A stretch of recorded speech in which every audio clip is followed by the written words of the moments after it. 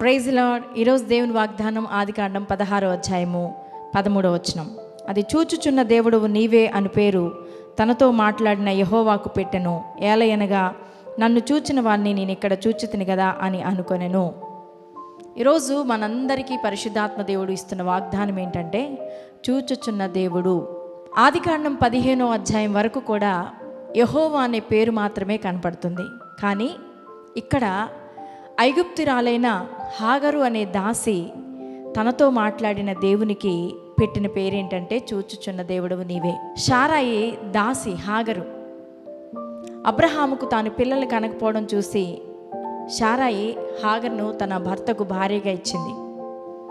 వివాహమైన తర్వాత తన గర్భవతి అయినప్పుడు శారాయిని నీచంగా చూసినప్పుడు శారాయి హాగర్ను శ్రమ పెట్టినప్పుడు పారిపోతున్న సందర్భంలో దేవుని దూత ఆమెతో మాట్లాడి ఆమెను బలపరిచి ఆమెకు ఒక మంచి సలహానిచ్చి ఆమెకు ఒక అద్భుతమైన వాగ్దానాన్ని ఇచ్చినప్పుడు దేవునికి హాగరు పెడుతున్న పేరేంటంటే చూచుచున్న దేవుడవు నీవే.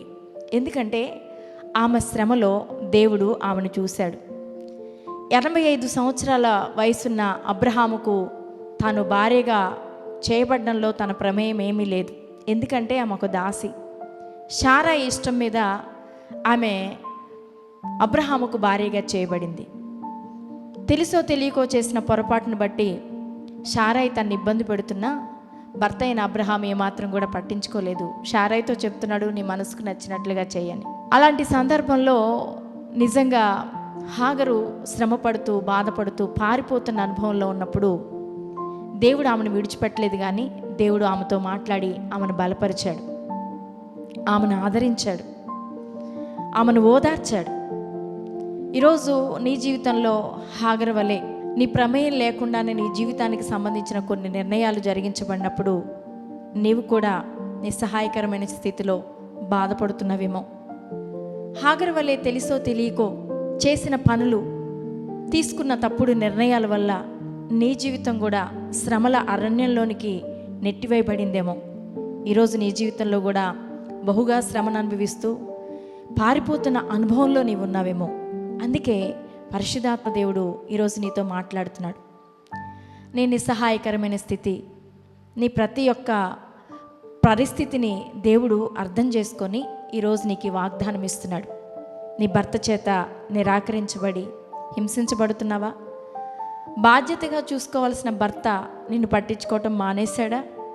నీ అత్తమామల ద్వారా చాలా శ్రమను పొందుతున్నావా? నీ అయిన వారి ద్వారా ఈసడించబడుతున్నావా? శ్రమల సంద్రంలో కొట్టుకొని పోతూ ఈ శ్రమలకు దూరంగా నేను పారిపోతే బాగుండని బాధపడుతున్నావా? ఈరోజు నీ జీవితంలో ఏ పరిస్థితిని బట్టి ఈ పారిపోయే అనుభవాన్ని నువ్వు కలిగి ఉన్నా దేవుడు ఈరోజు నీతో మాట్లాడుతున్నాడు. ఎవరికో మధ్యవర్తిత్వం చేసి డబ్బులు నష్టపోయిన స్థితిలో నీవు ఉన్నావేమో. అప్పులు పాలైపోయి ఆర్థిక ఇబ్బందులు పాలైపోయి ఉన్నావేమో. నువ్వు పనిచేసే చోట నీ పై అధికారుల ద్వారా చాలా ఇబ్బందిని నువ్వు అనుభవిస్తున్నావేమో. ఈరోజు ఏ పరిస్థితిని నువ్వు కలిగి ఉన్నా ఈరోజు దేవుడు నీతో మాట్లాడుతున్నాడు.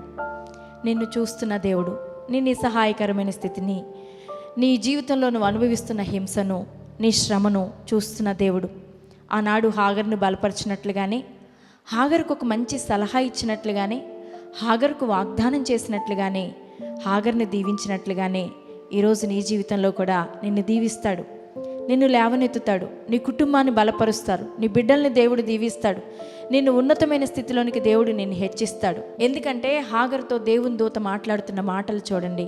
యెహోవా నీ మొరను వినెను, నీ సంతానాన్ని విస్తరింపచేస్తాను అని దేవుడు వాగ్దానం ఇచ్చాడు. ఈరోజు నీకు కూడా అదే వాగ్దానాన్ని దేవుడు ఇస్తున్నాడు. నీ మొరను కూడా వింటున్నాడు, నీ శ్రమను కూడా చూస్తున్నాడు, నిన్ను, నీ కుటుంబాన్ని, నీ బిడ్డలను లేవనెత్తబోతున్నాడు, నిన్ను ఆశీర్వదించబోతున్నాడు. కాబట్టి ఈ వాగ్దానాన్ని బట్టి ధైర్యం తెచ్చుకొని నన్ను చూస్తున్న దేవుణ్ణి నేను కలిగి ఉన్నానని ధైర్యంతో నీవుండు. దేవుడు నీ కార్యాలను సఫలం చేయబోతున్నాడు. ప్రార్థన. పరిశుద్ధుడా, ప్రేమ కలిగిన నా తండ్రి, నీకు వందనాలు, స్తుతులు, స్తోత్రాలు చెల్లిస్తున్నాం. ఈ యొక్క సమయంలో ప్రభువా అతను ఎంతమంది బిడ్డలు ఏ రకమైన హింసను, శ్రమను అనుభవిస్తూ పారిపోతున్న అనుభవంలో ఉన్నారో ప్రభువా అతని వారందరినీ మీరు జ్ఞాపకం చేసుకొని ప్రభువా నా తండ్రి వారి యొక్క ప్రతి పరిస్థితుల్లో వారిని విడిపించి లేవనెత్తి బలపరిచి ఆశీర్వదించమని యేసు నామములో ప్రార్థిస్తున్నాను తండ్రి. ఆమేన్.